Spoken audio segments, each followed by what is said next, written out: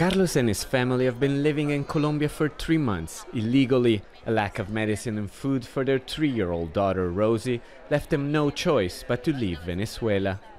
When they heard the Colombian government was registering migrants in the country without the threat of deportation, they wanted to be first in line. We saw it as an opportunity, hoping it will bring us benefit in the future.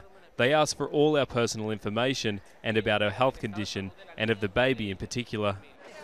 Massive numbers of desperate Venezuelans have arrived in the past year.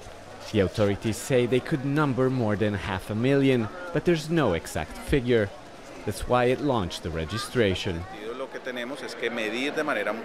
We want to know how many migrants there are and in what conditions, so we can measure what services we can offer and estimate costs, because it's very expensive.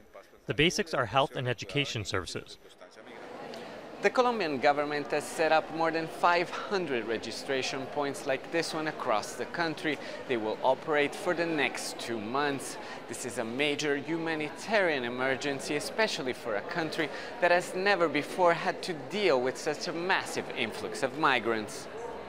The United Nations is assisting and says Colombia can't be left alone to deal with the exodus. The arrival of the Venezuelan population is a regional issue. It's not only Colombian, so it's time to start a more coordinated effort across Latin America, and hopefully this can be the first step. Colombian police and soldiers have been deployed to support the effort. Those being counted include mothers with small children.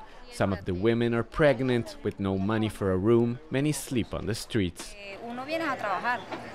We are all just here hoping to work, to help ourselves and those back home. Hopefully this will help formalize our situation. I'm pregnant, she's got 5 children. They're all hungry and cold at night.